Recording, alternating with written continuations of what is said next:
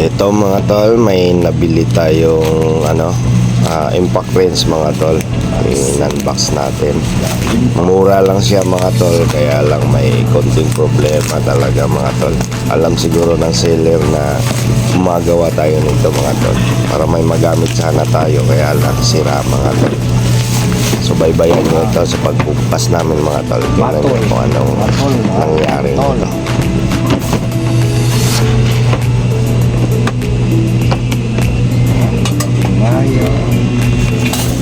Impact wrench natin mga tol. Kita nyo naman may socket wrench na siya mga tol. Ayan. Tatlo, 3. Kararating lang, sira na.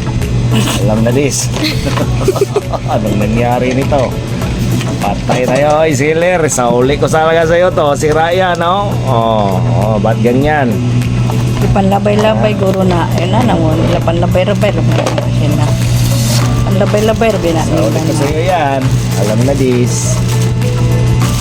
Wala akong charger pag nagkataon.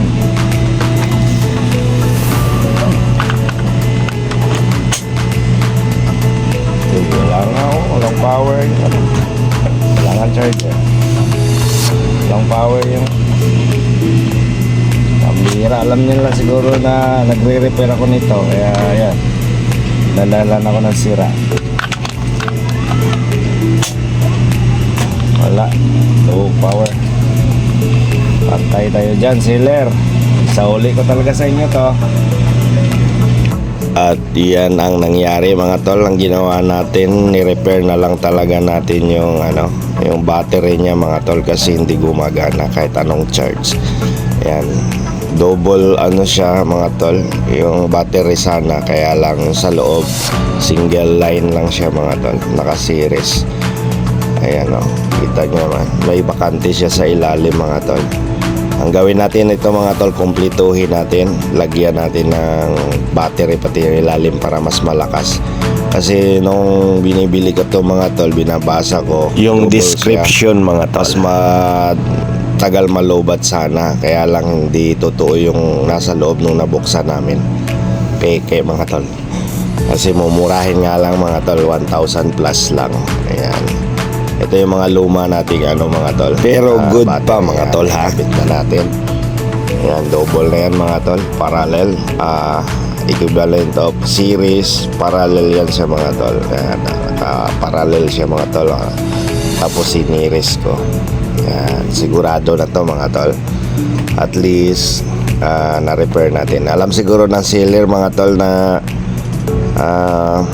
nagre-repair tayo ng ganito. No choice tayo mga tol, kasi kailangan na natin yung gamit kailangan na natin magamit to, kasi may re-repairin tayo yung motorcycle. So bye bye kayo sa mga pagre-repair ko ng motor mga tol. Yan, gumagana na siya mga tol, kita nyo naman. Yan, okay na to siya mga tol. Bali dalawa to ginawa natin mga tol, isa lang yung pinakita ko na ginawa ko, pero dalawa to sila mga tol, dalawang battery kasi to. Sana may natutunan kayo mga tol, at sana subaybayan nyo pa yung iba kong video. Maraming salamat po guys.